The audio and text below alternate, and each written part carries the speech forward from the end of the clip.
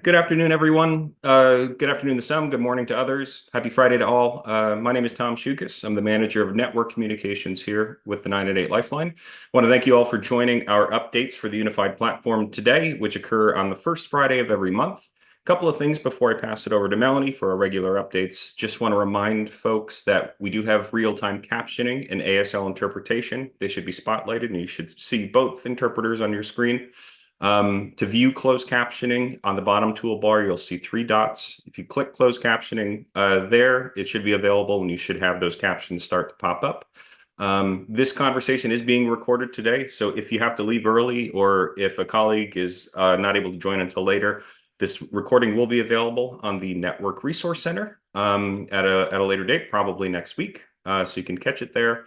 And we will also produce a question answer document based on the questions we have today. That will also be shared probably sometime in the next couple of weeks. We do have a limited agenda today, so I'll just give fair warning to the folks joining us today. It'll probably be a shorter one than other Fridays, but nevertheless, I will pass it over to Melanie to give us our updates. All right. Hello, everyone. Happy Friday and Happy New Year. Glad to be with everybody today. So I'm going to give a kind of short update to y'all. As many know that we paused some development work over the holidays as we have reduced capacity over the holidays. So we don't have that many updates to cover today. Giving a quick overview of total centers on the UP. So just jumping right in, total centers on the UP.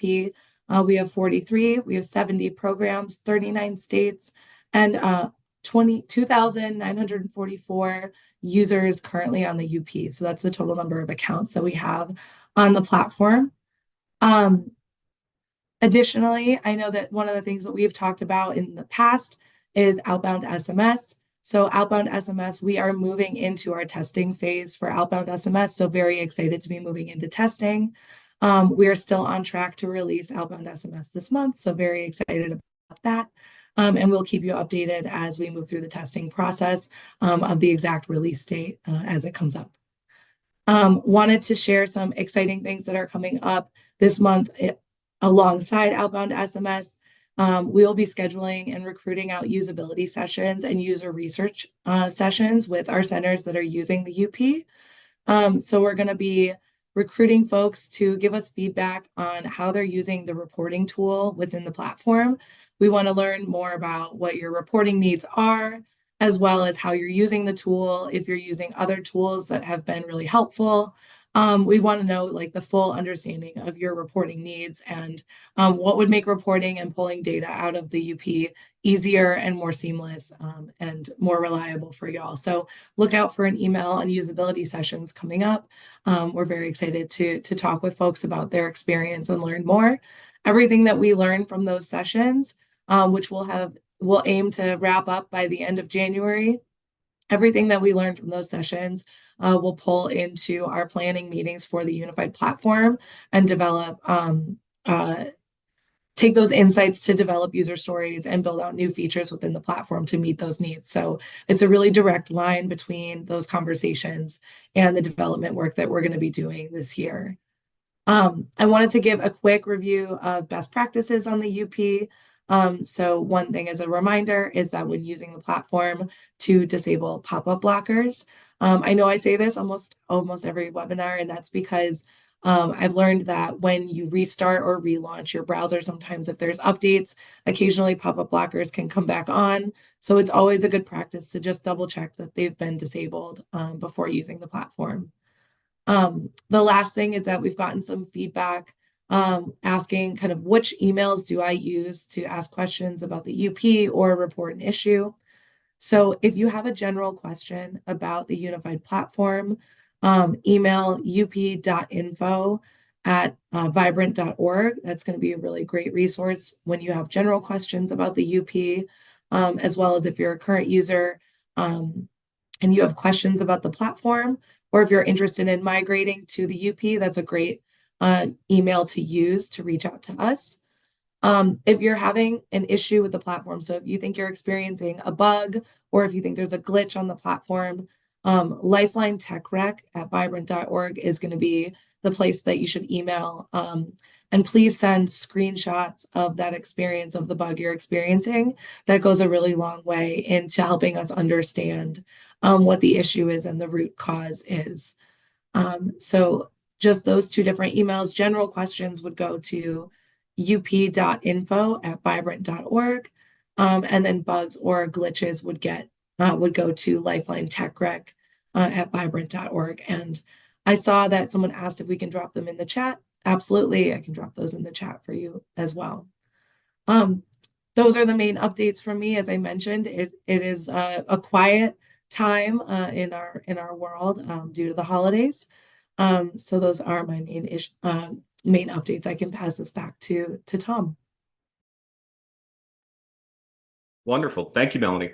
So yeah, those are the updates. I think Melanie now is going to share those email addresses that she just mentioned.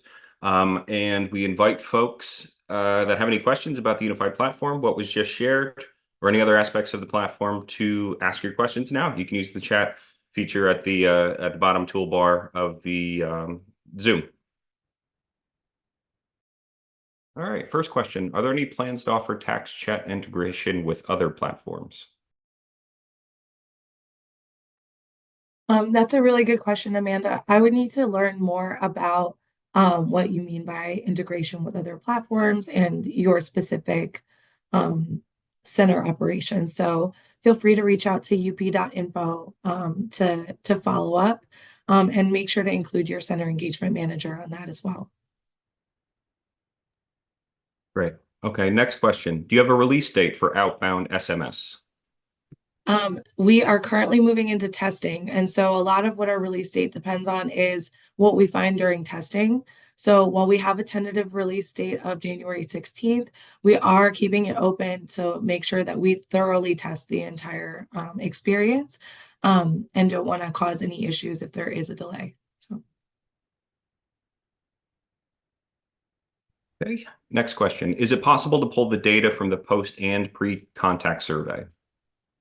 Yes. So if you're using Success KPI, you're able to pull data from the pre and post conversation survey. So I tried putting my question in the chat, but it's probably a little too long. Is there any reporting that you can recommend for workforce management capabilities? I saw that there was a WFM report in there, but according to the conversation that I've been having with the 988 technical trainer, it's not currently in use and isn't giving any data.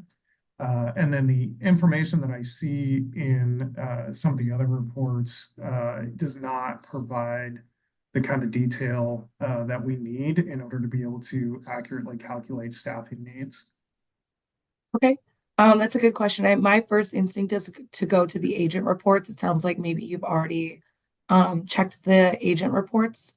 And if you haven't, if you could send along the metrics that you're looking to be able to report on, that'll give us a better understanding of where to direct you within the data that's available.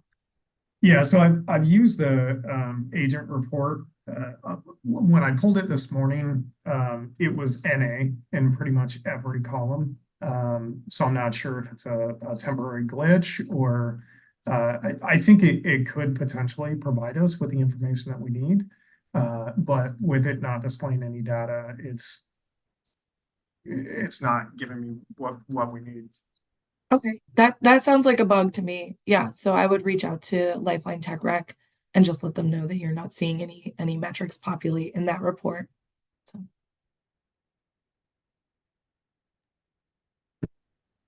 Okay, moving on to the next question. Let's see. How long after an interaction occurs does it take for it to be searchable in Salesforce? That is a good question. I would need to confirm with our team about the timing of that. So let me follow up with our team internally to get a clear answer for you. Okay. Next question. Will there be a recording of this meeting available? I can answer that. Yes, we are recording this meeting, and it will be available in two places: on the Network Resource Center in the coming week or two. And we also send out a communication after each of these updates with a summary of the materials related to this meeting. So the recording, the QA document, and any information about the meeting or the next meeting. So look out for both of those things to be posted soon. Let's see. Will there be a sandbox for the outbound SMS? Excellent question. Yes, outbound SMS is available in our sandbox already. Yep. Okay. Is the outbound SMS release date Josh asked about the same as follow-up texts? Yes, so outbound SMS is our ability to conduct follow-ups via text message. So we can often, folks refer to them as either follow-up text or outbound SMS. So yes, same date. Okay, Kyle says, our center in Nebraska would also be interested in chat text integration capabilities. To clarify our question, we'd be interested in the potential for integrating other chat text lines we serve into the UP, or to integrate 988 chat text response into other existing platforms we utilize. So API potential going in either direction. Okay, awesome. And I see the response of APIs. So thank you so much for clarifying that question. I will look into our options.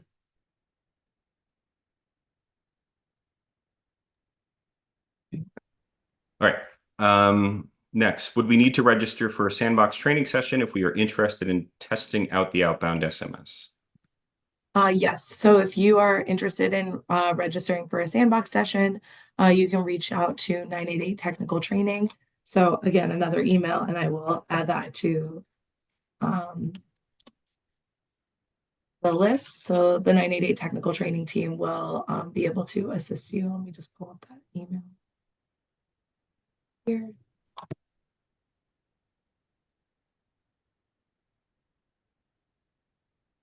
Okay. I want to acknowledge the question before that I skipped. This is from our help desk team within the IT department. We've been moving any Okta UP Tech inquiries from the help desk project over to the Lifeline Tech request projects.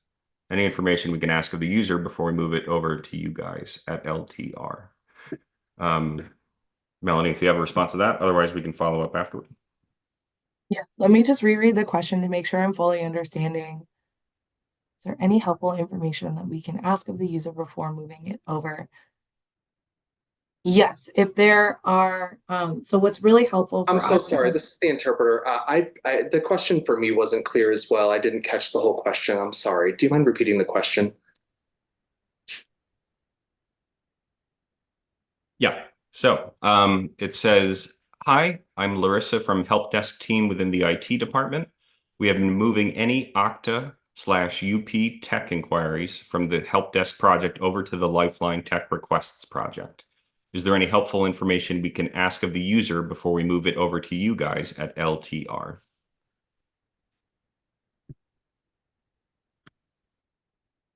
Excellent. All right. So what's really helpful for us to know is the role of the user. So if they are a supervisor or crisis counselor or center administrator, it's really helpful to know what queues that individual will need to be assigned to. That's either state and local queues, national backup, a subnetwork of some sort. So either LGBTQ subnetwork, Spanish subnetwork, and as well as the hours of operation of the center and the user's email and their alias. The alias is really important. We need to put a value in the alias field in order to provision the account. And so if we don't have an alias available, we will default to using the individual's first name only. And we made that clear when we're bringing folks on board. You have the option to change your alias in the future, but you would need to submit a ticket to be able to do that. So we ask folks to pick their alias early on. So that's the most important information that we can gather prior to taking over that ticket. Awesome. Thank you so much, Melanie. It seems like we're getting a lot of emails to helpdesk@vibrant.org for those technical issues, bugs, glitches, etc. So trying to make sure that we have as much information as we can before we move it over to you guys, since we kind of just click, move it over. Great. Okay. Next question. Will we ever be able to add questions to the pre or post conversation survey? That's a great question. I think that really falls under our clinical team who manages the pre and post conversation survey question, and the survey format. Mhm. Okay. Can follow-ups be assigned to different users than the user that schedules it? Yes, it can be assigned to different users, and supervisors can reassign the follow-up to different users as needed. Great question, folks. Thank you for these. We still have some time. If you have any other questions, please ask them in the chat, or if if it's easier to come off mute and ask your question over the mic, that's fine too. Otherwise, if we've kind of satisfied all the questions of the day, we might come to a close. Jamie asks, is there some sort of vibrant directory? As specific to the unified platform or a general vibrant directory? I think, Tom, actually, I'm not sure the answer to this question. I would reach out to, your center engagement manager is probably the best person to connect with, about who to contact for different things. Yep, echoing what Melanie said, Center Engagement Manager is your primary resource for getting connected with the right folks. Very fair question, though. Okay. Oh, let's see. How does the outreach tab work regarding clinicians being able to alert supervisors that they need help? Great question. So within the outreach tab on the unified platform, there's a hand raise feature. So individuals can select that hand. It's it has a yellow kind of highlight to it. It says supervisor notifications. You can raise your hand for your supervisor. And on the supervisor tab, so their view, they'll get a notification up in the top right corner of their screen, and they'll be able to acknowledge that hand raise, and you'll be able to communicate with your supervisor there. Okay. I'm gonna guess that we're in an okay stopping point here. Again, I appreciate all the questions that folks asked today. If you have questions that you're thinking of later today, don't hesitate to reach out to either of the to the email addresses that were shared earlier, or look forward to our next updates. We typically hold them on the first Friday of each month. Of course, we'll let you know if that schedule changes at all. But thank you all for joining us this afternoon, and I hope each of you have a great Friday and a good afternoon and a good weekend. All righty. Take care, folks. Thank you so much. Thank you, Tom. Thanks, everybody.